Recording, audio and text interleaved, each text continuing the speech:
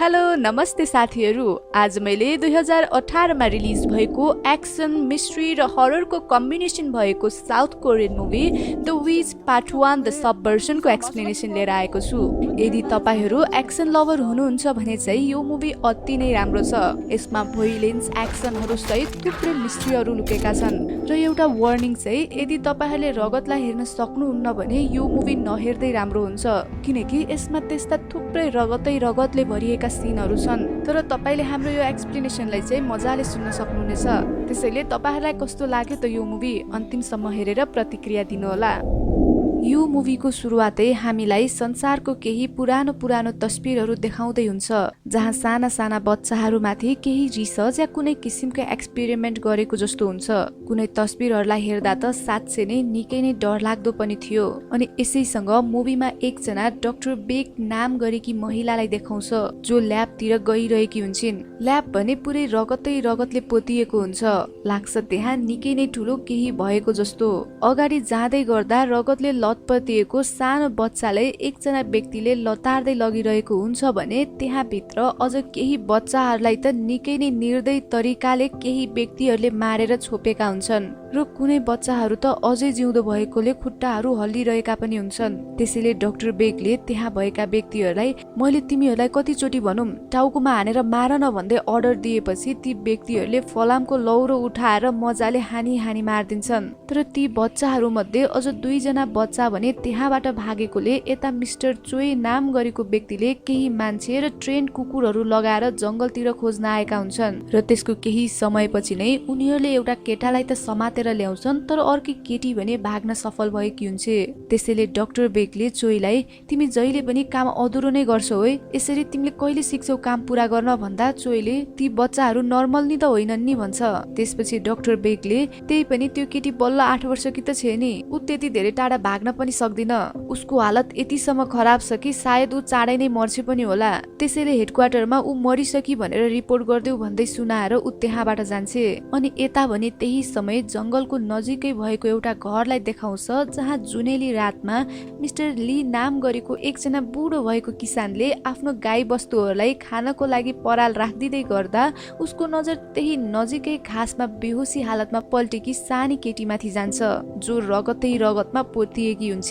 त्यसैले मिस्टर लीले आत्तिदै त्यो बच्चीलाई आफ्नो घरभित्र लिएर जान्छन् र त्यसको केही बेरमै डाक्टर आएर बच्चीलाई चेक पनि गर्छन्। त्यसपछि डाक्टरले मिस्टर ली र उनकी श्रीमतीसँग बच्चीलाई बाहिरी चोटपटक मात्र लागेको हो, त्यसैले सबै कुरा ठिक हुन्छ, आत्तिनु पर्दैन, तर सायद उसको मेमोरी लस पनि हुन सक्छ, उसलाई कुनै कुरा पनि याद हुँदैन होला, उसले आफ्नो नाम र उमेर समेत पनि बिर्सिन्छ होला भन्दै सुनाउँछन्। त्यसपछि मिस्टर ली की श्रीमती मिसेस लीले बच्चीको छेउमै गएर निराश हुँदै उसको मुखलाई सुमसुमाउँछिन् र यसो उनी उठेर जान लाग्दा बच्चीले उनको हात समातेर रोक्छे। त्यसैले उनीहरूको पनि कुनै सन्तान नै नभएकोले अबदेखि बच्चीलाई आफैसँग राखेर पाल्ने निर्णय गर्छन्। अनि यसैसँग मुभी 10 वर्ष अगाडि जान्छ, जहाँ हामीले त्यही केटीलाई देख्छौं जसको नाम जायुन राखिएको हुन्छ र ऊ अहिले ठुली भइसकेकी हुन्छ।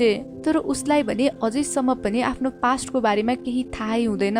त्यो दिन ऊ आफ्नो गाई बस्तुको लागि खाना किन्न पसल आएकी हुन्छ, तर उसँग भने सामान किन्ने पैसा नभएकोले उसले पसलेलाई उधारोमा दिनु न, 2 दिन भइसक्यो गाई भोकै भएको, अनि तपाईँ र बुवा त पुरानो साथी हो नि भन्दै फकाइरहेकी हुन्छ। र त्यसपछि पसलेले नि साथी त हो, तर के गर्नु, पहिलाको पनि कति धेरै उधारो छ र अहिले हाम्रो व्यापार पनि त्यति राम्रो छैन, बरु अलिकति पैसा दिएर लैजाउ न त भन्दै सुनाउँछन्। तर उसँग भने कति पनि पैसै थिएन। त्यसैले यता सबै कुरा सुनिरहेको पसलेको छोरालाई भने जायुन निकै नै राम्रै लाग्थ्यो। त्यसैले उसले जायुनको ट्रकमा भटाभट गाईहरूलाई खानको लागि दाना राखिदिन्छ। त्यो देखेर उसको बुवाले के गरेको तैले भन्दै छोरालाई गाली गरेर कराउँदै गर्दा यता जायुन भने आफ्नो गाडी लिएर पसलेलाई धन्यवाद भन्दै त्यहाँबाट घरतिर लाग्छे। उता घरमा उसको बुवा मिस्टर लीले गाईहरूलाई पराल राखिदिँदै हुन्छन्। त्यो देखेर जायुन बुवाको नजिकै जान्छ र के गर्नुभएको बुवा तपाईले, भित्र गएर आराम गर्नु, तपाईलाई सन्चो छैन नि भन्दै सुनाउँदा मिस्टर लीले म ठिक छु, यति चाँडै त मर्दिन भन्छन्। र त्यसपछि सँगै उनले छोरीलाई अलिक केटीले जस्तो कपडा लगाएर हिँड न, नत्र केटाहरू तिमी प्रति इन्ट्रेस्ट नै गर्दैनन् भन्दै सुनाउँदा जायुनले हाँस्दै बुवा त्यसको चिन्ता नगर्नु, बरु तपाईँ मेरो बिहेमा भने रुन पाउनुहुन्न नि भन्दै मुस्कुराउँदै भित्रतिर जान्छे। छोरीको त्यो कुरा सुनेर मिस्टर ली पनि यता मुसु मुसुराउँछन्। अनि त्यसपछि उता भित्र भने जायुन आफ्नी आमाको रुममा जान्छे, जहाँ हामीलाई थाहा हुन्छ कि उसकी आमालाई अल्जाइमर नामक रोग लागेको हुँदो रहेछ भनेर। किनकि यो रोगले मानिसहरूले आफ्नो पुरानो कुराहरू सहित सबै कुराहरू बिस्तारै बिस्तारै बिर्सिँदै जान्छन् र उनको यही रोगको उपचारको लागि नै धेरै नै पैसा खर्च भइरहेको हुन्छ। त्यसैले जायुनको फ्यामिलीलाई अहिले फाइनेन्सियल प्रब्लमहरू फेस गरिराख्नु परेको थियो र त्यही कारणले मिस्टर लीले आफ्नो केही गाईहरू बेच्नु पर्यो भन्दै छोरीसँग राति खाना खाँदै कुरा गर्छन्। तर जायुनले भने पर्दैन बुवा, अहिले दिनका दिन गाईको भाउहरू घटिरहेको छ भन्दै सुनाउँदा मिस्टर लीले के गर्नु त, उनीहरूलाई भोकै राखेर पनि त भएन नि, अहिलेको स्थितिमा यही नै ठिक हुन्छ भन्दै सुनाउँछन्। अनि त्यस लगतै जायुन खाना खाएर जब नुहाउन जान्छे, त्यहाँ हामीले उसको शरीरमा केही लेखेको जस्तो अचम्मको निशान देख्छौ। अनि नुहाएर बाहिर आउन साथ पनि उसको अचानक निकै नै नराम्रो तरिकाले टाउको दुख्न थाल्छ र त्यो पीडाले उसले आफ्नो टाउको समातेर घोप्टी पर्छे। तर एकैछिनमा भने त्यो दुखाइ पनि ठिक हुन्छ। अनि त्यसपछि त्यसको अर्को दिन नै जायुन आफ्नो बेस्ट फ्रेन्ड मियुनसँग स्कुल जाँदै हुन्छे, जो वास्तवमा एउटा पुलिस अफिसरकी छोरी पनि हो। मियुनले स्कुल जाँदै गर्दा जायुनलाई एउटा टिभीको सिंगिङ रियालिटी शोको बारेमा कुरा गर्छे, जुन शो जित्यो भने प्राइज $5 लाख हुन्छ। त्यसैले यदि त्यो शो जित्यो भने त्यो पैसाले जायुनले आफ्नी आमाको उपचार र बुवाको फाइनेन्सियल प्रब्लम पनि सल्भ गर्न सक्थे। त्यसैले उसले कम्पिटिसनमा पार्ट लिने विचार गरेर त्यही दिन स्कुल नगई कम्पिटिसनमा अडिसन दिन जान्छे। उसको स्वर यति मिठो हुन्छ कि ऊ त्यो राउन्डमा सेलेक्ट हुन्छे र त्यहाँ उसले जजलाई इम्प्रेस पार्न आफ्नो सानो म्याजिक पनि देखाउँछे, जुन यता राति बसेर टिभीमा हेर्दै गर्दा उसको आमा बुवा उसले गीत गाएको सुनेर निकै नै खुसी त हुन्छन्, तर पछि म्याजिक शो देखाउँदा भने अचानक उसको आमा बुवाको मुखमा एक किसिमको चिन्ताको भाव छाउँछ। त्यसैले उसकी आमाले किन म्याजिक शो देखाएको त भनेर सोध्दा जायुनले चिन्ता नगर्नु आमा, सबै कुरा ठिक हुन्छ, मलाई केही हुँदैन, म तपाईहरुलाई कहिल्यै छोडेरै जान्न, सधैँ नै तपाईहरुकै साथमा बस्छु र यदि मैले त्यो कम्पिटिसन जिते भने हाम्रो सबै समस्याहरू पनि सिद्धिन्छन् भन्दै सुनाउँछे। र त्यही बेला अचानक कसैको फोन आउँछ, तर त्यो फोन उठाउँदा भने उताबाट कोही पनि बोल्दैनन्। त्यसैले त्यो फोनले गर्दा नि उसको आमा बुवा झनै चिन्तामा हुन्छन्। साँच्चै नै भन्नु पर्दा जायुनलाई उसका आमा बुवाले निकै नै माया गर्थे। अनि अब यता फेरि राति जब जायुन सुत्न जान्छे, त्यो बेला पनि उसको निकै नै नराम्रो तरिकाले पहिलाको भन्दा नि बेक्सरी टाउको दुख्छ र अझ त्यो समयमा त एउटा पेनफुल हाई पिच आवाज पनि कानमा गुन्जिरहेको हुन्छ, जसले गर्दा यसपालि भने उसलाई पहिलाको भन्दा नि निकै नै गाह्रो हुन्छ। र त्यो बारेमा पनि खै किन हो उसले कसैलाई पनि भनेकी नै हुँदैन र त्यति धेरै दुखाइ हुँदा समेत पनि ऊ सहेरै अलिकति पनि आवाजै ननिकाली एउटा कुनामा गएर टाउको समातेर बस्छे। यता अर्कोतिर भने त्यही समय चोइले टाढा जंगलबाट उनीहरूको घरलाई निहालेर हेरिरहेको हुन्छ, किनकि सायद जायुनले टिभी शोमा म्याजिक शो देखाएको भएर नै होला उनीहरूलाई ऊ अझै जिउँदै रहेछ भन्ने कुरा थाहा भएको। अनि फेरि त्यसको अर्को दिन नै कम्पिटिसनको अर्को राउन्डको लागि जायुन र मियुन सियोल सहर जान्छन्, जहाँ ट्रेनमा उनीहरूकै अगाडिको सिटमा नोबेल नाम गरेको एकजना केटा बसेको हुन्छ। उसले जायुनलाई देखेर ओहो तिमी यहाँ भनेर चिनेजै गरी बोल्छ, तर जायुनले भने उसलाई चिनेकी नै हुँदैन। सायद ऊ जायुनको पास्टमा रिलेटेड कुनै व्यक्ति हुनुपर्छ, किनकि जायुनको सानो बच्चा बेलाको सबै मेमोरी लस भएकोले उसले आफ्नो पास्टको बारेमा र पास्ट रिलेटेड व्यक्तिहरू कसैलाई पनि चिन्दिनथे। र त्यहाँ मियुनले जायुनलाई सायद तिमीलाई उसले टिभीमा देखेर चिनेको होला नि भन्दै सुनाउँछे। तर नोभलको व्यवहारले थाहा हुन्छ कि उसले जायुनलाई टिभीमा देखेर मात्र चिनेको भने होइन, किनकि त्यहाँ उसले जायुनलाई अचम्म मानेजै गरी तिम्रो नाम पनि छ र, तर ठिकै हो नम्बरले बोलाउनु भन्दा नामले बोलाउँदै राम्रो हुन्छ होइन र मिस विच भन्दै उसलाई विच भनेर सम्बोधन गर्छ। तर यता जायुनले भने उसलाई अचम्म तरिकाले हेरिराखेकी हुन्छ, लाग्छ साँच्चै नै उसले नोबललाई चिनेकी नै छैन जसरी।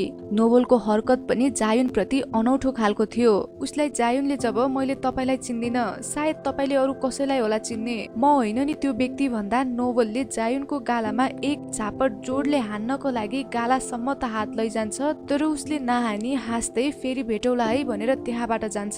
उसको त्यो हरकतले जायुनको आँखाबाट आफसे आफ्नै बरर र आँसु बग्छ, तर त्यही पनि वरिपरिका मान्छेहरूले भने त्यसमा केही वास्तै गर्दैनन्। यता जाँदै गर्दा भने नोबल एकजना मान्छेसँग हल्का ठोकिएको मात्र के हुन्छ, उसले त्यो मान्छेलाई रिसाउँदै एकै हातले हानेर मारिदिन्छ र ट्रेनबाट बाहिर नै फालिदिन्छ।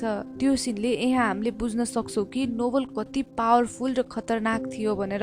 अनि उता जायुन र मियुन भने सोमा पुगेर पनि जायुनले पर्फर्म गर्न थालिसकेकी हुन्छे, जहाँ ऊ माथि त्यही सोमा पनि कसैले नजर राखिरहेको हुन्छ। र सँगै उता डाक्टर बेक र चोइले पनि टिभीमा उसकै सो हेरिरहेका हुन्छन्। उसलाई देखेर डाक्टर बेक निकै नै खुसी हुँदै यही नै हो त्यो केटी चोइ, यसपालि भने ऊ बस्नु हुँदैन है भन्दै चोइलाई सुनाइरहेकी पनि हुन्छन्। यता सोमा भने जायुनले क्वार्टर फाइनल राउन्डलाई जितेर पनि घर फर्किँदै गर्दा उसलाई फेरि पनि त्यसरी नै नमजाले टाउको दुखेकोले ऊ बाथरुम गएर लुक्छे। तर यसपालि भने उसको नाकबाट रगत बग्न थाल्छ। त्यो देखेर हामीलाई यहाँ थाहा हुन्छ कि उसको कन्डिसन दिनका दिन झनै बिग्रिँदै गइरहेको छ भनेर।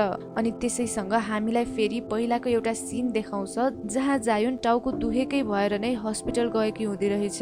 र त्यहाँ उसलाई डाक्टरले जायुन तिमीसँग धेरै समय छैन, केवल 1 महिना या म्याक्सिमम 2-3 महिना मात्र बाँकी छ होला, त्यसैले यसको एकमात्र उपाय भनेको छिटो भन्दा छिटो बोन म्यारो ट्रान्सप्लान्ट गर्नु हो र यसको लागि तिमीलाई बायोलोजिकल प्यारेन्ट्सको आवश्यक पर्छ भन्दै सुनाउँछन्। तर मिस्टर एन्ड मिसेस ली भने उसको आफ्नै प्यारेन्ट्स भने थिएनन्, त्यसैले उसले त्यसको बारेमा कसैलाई पनि भनेकी नै हुँदैन। अनि यता बाथरुममा जायुन अलि ठिक भएर बाहिर निस्किन्छे र त्यहाँ दुवैजना जायुन र मियुन घर फर्किनको लागि ट्याक्सीको वेट गरिरहेका हुन्छन्। तर त्यही बेला फेरि 2-3 कालो गाडी उनीहरूकै अगाडि आएर रोकिन्छ र त्यहाँबाट केही शंकास्पद मान्छेहरू निस्केर उनीहरूसँग कुरा गर्दै वरिपरिबाट घेरेर किडन्याप गर्न थाल्छन्। तर त्यही समय मियुनले मौका मिलाएर अर्को ट्याक्सीलाई रोक्छ र त्यही ट्याक्सीमा चढेर दुवैजना त्यहाँबाट भाग्छन्। अब यता भने त्यसपछि आफ्नो सहर आएर मियुनले घरसम्म जानको लागि आफ्नो पुलिस अफिसर बुवालाई फोन गरेर बोलाउन थाल्छे। तर त्यति नै बेला फेरि एक्लै उभिरहेकी जायुनलाई देखेर एउटा कालो गाडी आएर उसकै अगाडि रोकिन्छ। तर यसपालि भने त्यहाँ त्यही केटा नोभल हुन्छ। उसले त्यहाँ जायुनलाई सिधै घुमाउरो पाराले धम्काउँदै तिम्रो आमा बुवाको ज्यान खतरामा छ, छिटै घर जाने भए जाऊ भन्दै सुनाउँछ। जुन कुरा सुन्न साथ जायुनले मियुनलाई आफ्नो बुवालाई फोन गरेर मेरो घरमा जान भन भन्दै सुनाउँछे। र त्यसपछि भने उनीहरू दुवैजना भाग्दै भाग्दै घरतिर दौडिन्छन्। उता नोभल भने उसको घर अगाडि नै आएर गाडी रोकिरहेको हुन्छ, जहाँ उसँग गाडीमा एउटी अर्की केटी पनि हुन्छ।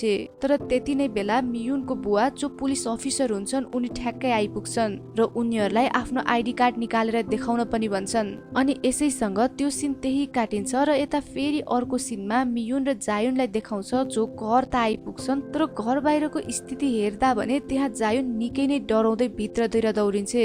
र भित्र भने अफिसर र जायुनको बुवा मजाले चेस खेलिरहेका हुन्छन्। त्यो देखेर जायुन अलि शान्त हुँदै लामो सास फेर्छे। अनि त्यसको केही समयपछि जब मियुन र अफिसर त्यहाँबाट आफ्नो घरतिर फर्किन लाग्छन्, त्यहाँ अफिसरले जायुनलाई तिमीले ती व्यक्तिहरूलाई चिन्छौ र उनीहरूको आइडी हेरेर थाहा भयो कि उनीहरू त अमेरिकन नागरिक पो रहेछन्।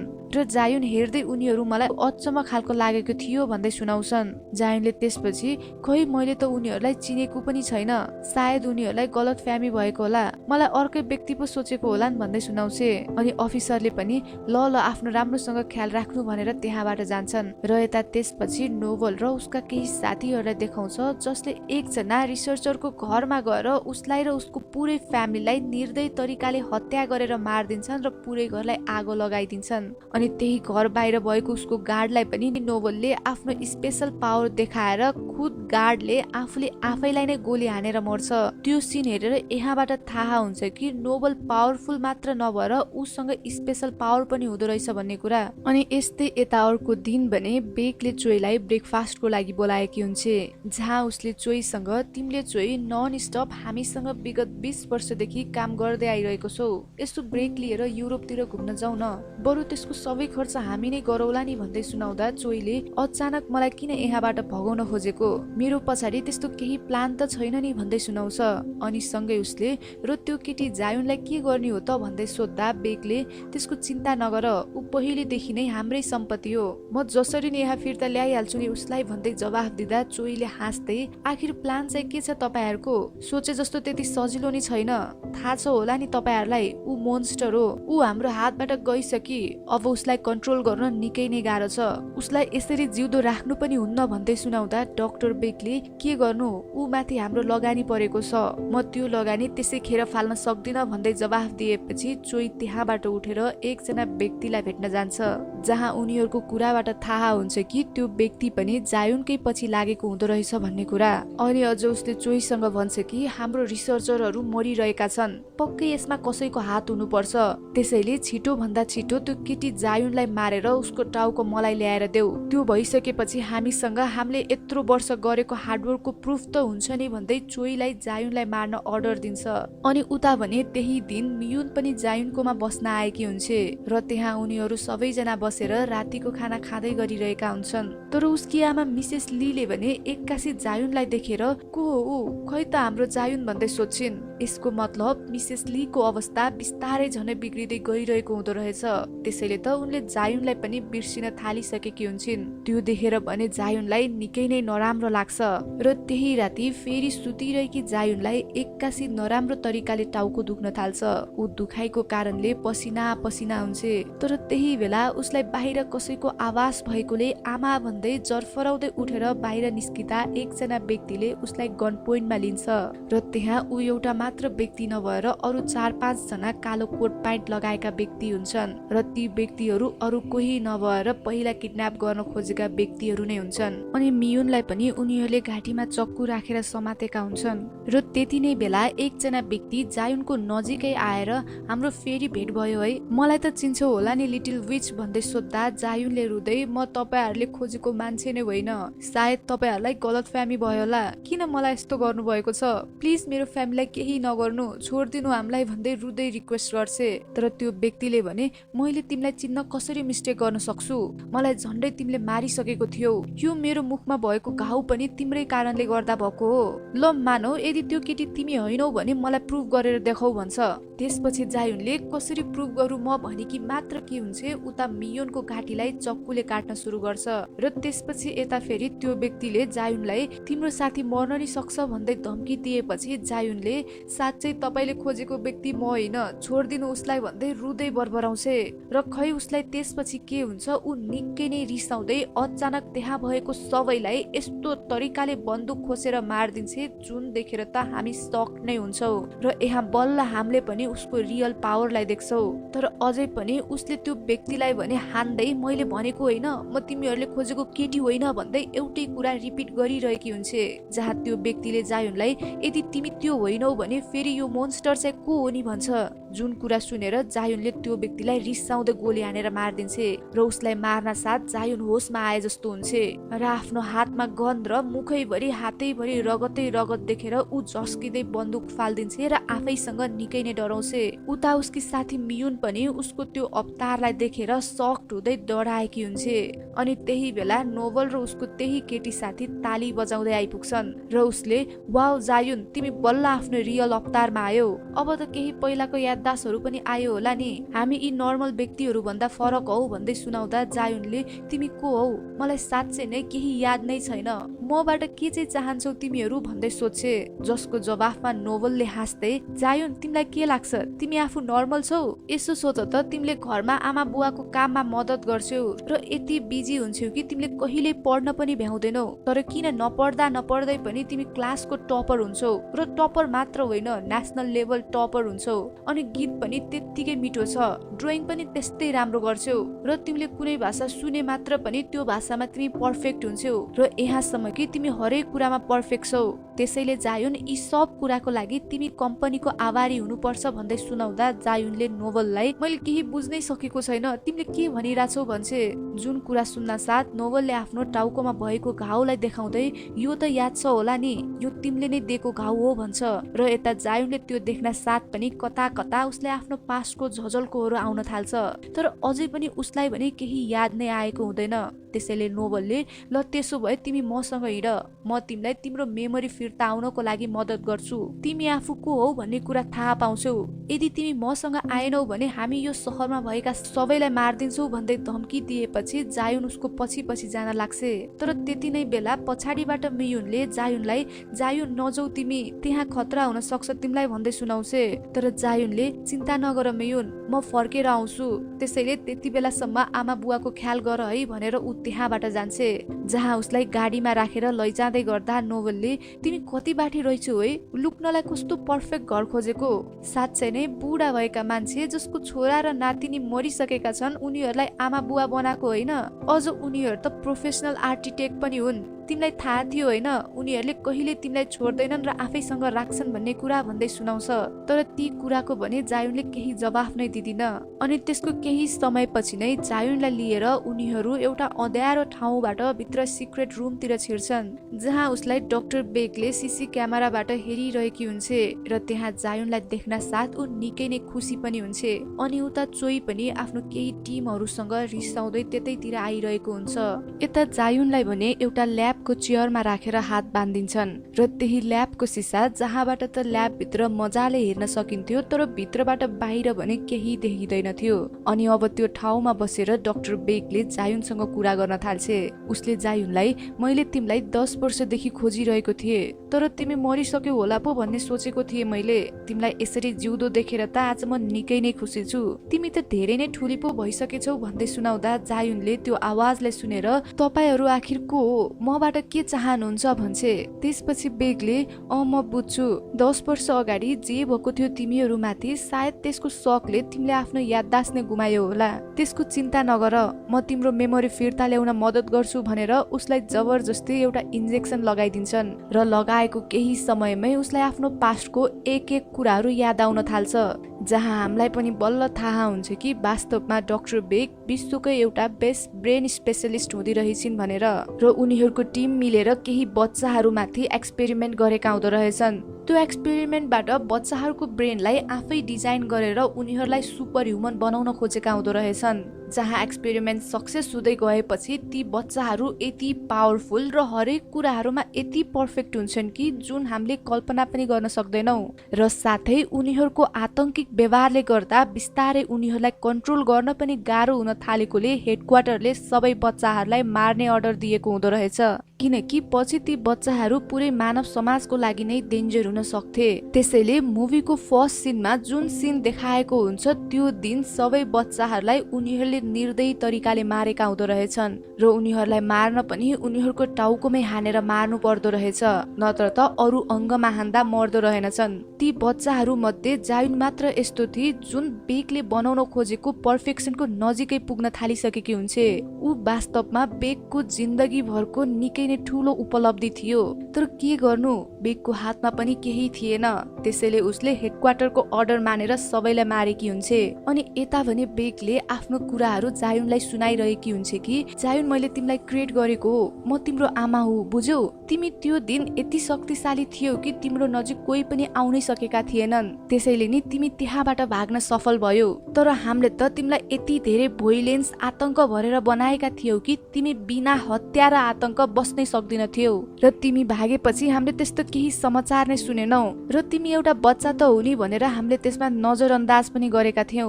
त्यसैले सायद तिमी मर्यो होला भन्ने पो सोचेका थियौ हामीले त। तर जब तिमीले टिभीमा म्याजिक सो देखायो त्यो देखेर हामीले बुझ्यौ कि तिमी त जिउँदो नै रहेछौ भन्ने कुरा भन्दै सुनाउँदा जायुनलाई फेरि त्यही बेला अचानक नराम्रो तरिकाले टाउको दुख्न थाल्छ र यसपालि भने उसको शरीरबाट रगत नै बग्न थाल्छ।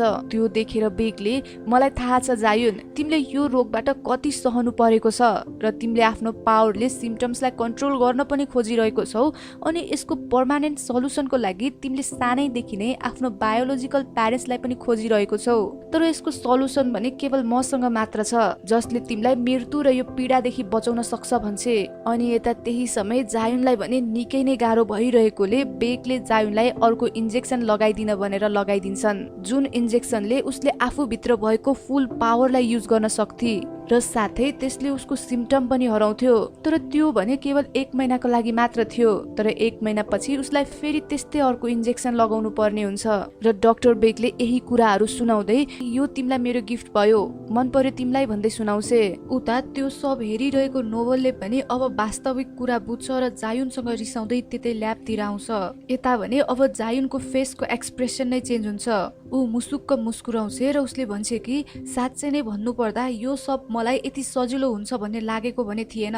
मलाई थाहा थियो यसको सल्युसन केवल तिमीसँग मात्र छ भन्ने कुरा भन्दै सुनाउँदा बेक अकमक्क बर्से। अनि उता नोभलले पनि आफ्नो साथीसँग त्यो जायुनलाई हामीले भेटाएको होइन, उसले हामीलाई भेटाएको हो भन्छ, जुन कुरा सुनेर सबैजना सक्ड हुन्छन्। अनि यता बेकको त होस नै उड्छ। त्यहाँ त्यसपछि तुरुन्तै जायुनले आफ्नो हात फुकाउँछ र एकै झट्कामा त्यहाँ भएको मान्छेलाई नै मारिदिन्छे। जुन हरकतलाई देखेर त बेकको मुखबाट आवाज नै निस्किँदैन र उसले तुरुन्तै रुमभित्र पोइजनस ग्यास त फालिदिन्छे। तर जायुन यति शक्तिशाली भइसकेकी थिए कि ऊ त्यही धुवामा हराएर सिलिङ नै तोडेर बेकको पछाडि नै आइपुग्छे। अनि त्यहाँ उसले बेकलाई हाँस्दै खुसी लाग्यो फेरि भेटेर। म जस्तो यस्तो पावरफुल र स्मार्ट केटीले कसरी आफ्नो मेमोरी गुमाउन सक्छ? मलाई थाहा छ म को हो र तिमीलाई पनि मैले मजाले चिन्छु र मैले त्यो दिनलाई कसरी बिर्सिन सक्छु होला। त्यो दिनको हरेक कुराहरू मलाई झलझली याद छ भन्छे।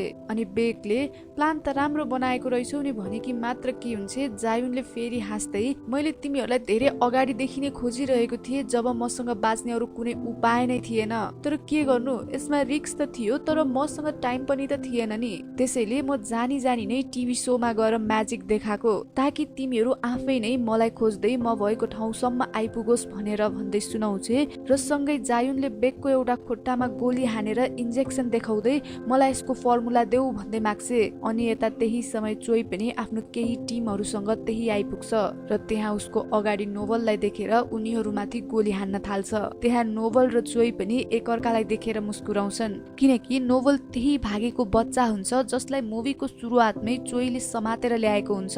त्यहाँ यस्तो फाइट हुन्छ कि जुन फाइट साँच्चै नै निकै नै खतरनाक थियो। त्यहाँ चोईका सबै मान्छेहरू मर्छन् र चोई भने नोभलको पछि पछि जान्छ। उता नोभलले पनि जायुनलाई देखेर ऊ माथि अट्याक गर्छ र त्यहाँ जायुन र नोभलले पनि एकअर्कालाई देखेर हाँस्दै पुरानो कुराहरू गर्छन्। अनि कुरा गर्दा गर्दै त्यहाँ जायुन र नोभल बीच पनि ठुलो झगडा हुन्छ। तर जायुन यति शक्तिशाली थिए कि उसको अगाडि को नै टिक्न सक्थ्यो र नोभलले जायुनलाई एक पञ्च पनि हान्नै सकेको हुँदैन। त्यही बीच यता बेक पनि मौका मिलाएर त्यहाँबाट भाग्न खोज्छे तर जायुनले भने उल्टै बेकको अर्को खुट्टामा पनि गोली हानिदिन्छे। अनि त्यही समय जब उसले नोभललाई पनि मार्न लाग्छे पछाडिबाट चोई आएर उसलाई नै गोली हानिदिन्छ। तर त्यो गोलीले जायुनलाई केही असर नै पर्दैन। उता बेकले भने चोईलाई देखेर खुसी हुँदै मिस्टर चोई यिनीहरूको टाउकोमा हानेर मार्देऊ, म तिमीलाई हेडक्वार्टरमा लैजान्छु भनेर सुनाए कि मात्र के हुन्छ, चोईले एक्कासी बेकलाई नै उल्टै गोली हानेर मारिदिन्छ। र यहाँ त्यसपछि चोई र जायुन बीच फाइट पर्छ। चोईलाई जायुनले त एकै सर्टमै मारिदिन्छे। तर नोभल भने यता अझै पनि हार मानेकै हुँदैन र ऊ घाइते भए पनि उठेर जायुनको अगाडि नै उभिन्छ। र त्यही बेला पछाडिबाट नोभलको त्यही केटी साथी आएर जायुनमाथि हमला गर्न त खोज्छे तर त्यो भन्दा अगाडि नै जायुनले उसलाई नै मारिदिन्छे। त्यसपछि पनि अब बाँकी थियो नोभल। त्यहाँ नोभल र जायुन बीच यति खतरनाक फाइट हुन्छ र अन्त्यमा जायुनले नोभललाई पनि गोली हानेरै मारिदिन्छे। अनि त्यसपछि जायुनले केही इन्जेक्सनहरू आफूसँग लिएर जान्छे र ल्याबलाई पुरै आगो लगाइदिन्छे। र त्यहाँबाट जायुन तुरुन्तै आफ्नो घरतिर त लाग्छे तर त्यहाँ उसको घरभरि पुलिस नै पुलिस आएका हुन्छन्। त्यसैले ऊ सिधै हस्पिटल पुग्छे जहाँ उसकी आमालाई भर्ना गरेर राखेको हुन्छ। मिस्टर लीले जायुनलाई बल्ल आयो तिमी भनेर सोद्धा जायुनले ती सबै इन्जेक्सन मिस्टर लीलाई दिँदै यो आमालाई महिनाको एकचोटि गर्दै 8 महिनासम्म लगाइदिनु, यसले उहाँको कन्डिसनमा सुधार आउँछ भन्छे। मिस्टर लीले त्यसपछि उसलाई अनि तिमीलाई नि भनेर सोद्धा जायुनले मसँग 2वटा छ, यति भयो त पुग्छ मलाई भन्दा लीले जायुन तिमीलाई थाहा छ तिमी जति ठुली हुँदै गयौ हाम्रो घरको गाईहरू कुकुरहरू मर्न थालेका थिए, लाग्थ्यो हामीले कतै राक्षसलाई त पालेका छैनौ नि भनेर। तर तिम्री आमाले ऊ अहिले बच्चै छे, त्यसैले चाहे ऊ जस्तो जन्मे पनि हामीले राम्रोसँग माया दिएर पाल्यौ भने ऊ पक्कै राम्रो मान्छे बन्छे भन्ने विश्वास थियो र अहिले राम्रै भयो, तिमी आमा सुतेको बेला आयौ, नत्र तिमीलाई यस्तो हालतमा देखेर उनी शक हुन्थिन् भन्दै सुनाउँदा जायुनले जे जस्तो भए पनि बुवा म फर्केर आउँछु भन्छे। मिस्टर लीले लजौ तर चाँडै आऊ है र आफ्नो ख्याल गर भन्छन्। यसको मतलब मिस्टर ली र मिसेस लीलाई जायुनको वास्तविक कुरा पहिलेदेखि नै थाहा हुँदो रहेछ। साँच्चै नै जायुनले उनीहरूलाई आफ्नै बुवा आमा जसरी निकै नै माया गर्थे भने उनीहरूले पनि जायुनलाई आफ्नै सन्तान जसरी निकै नै माया गर्थे। अनि अब भने त्यसपछि जायुनले मियुनलाई पनि टाढैबाट बाई भन्छे र आफ्नो बाटोतिर लाग्छे। अनि मुभीमा त्यसपछि 3 महिना पछि भनेर देखाउँछ, जहाँ हामीले डाक्टर बेक जस्तै एउटी महिलालाई देख्छौँ जो वास्तवमा डाक्टर बेककी ट्विन सिस्टर हुँदै रहेछिन्। उनको अगाडि जायुन पनि हुन्छ र उनले जायुनलाई मैले तिम्रो बारेमा दिदीबाट धेरै कुरा सुनेको थिएँ, आखिर तिमीले मलाई भेटाइहाल्यौ नि, तिमीलाई यही चाहिएको होइन भन्दै सिरम दिन्छन्। तर जायुनले भने उनलाई मलाई यो होइन, अब मलाई यसको पर्मानेन्ट सल्युसन चाहिन्छ र त्यसको लागि कसैले मलाई तपाईको नाम सजेस्ट गरेको थियो भन्दै गर्दा एकजना केटी जायुनको अगाडि आएर उभिन्छे जसको मुखैभरि चोटको दागै दाग हुन्छ र त्यहाँ डाक्टर बेककी बहिनीले उसलाई केही नगर मम्मी ठिक छु, उसले मलाई केही गर्दैन भन्दै जायुनतिर हेर्छिन्। जुन सुनेर जायुनले त्यो केटीलाई यदि तिमीले मलाई छोयो भने मात्र पनि मैले तिम्रो टाउको र शरीर अलग गरिदिन्छु भन्दै सुनाउँछे। र यहाँ यही सिनमै यो मुभीको फर्स्ट पार्टको समाप्त पनि यही हुन्छ।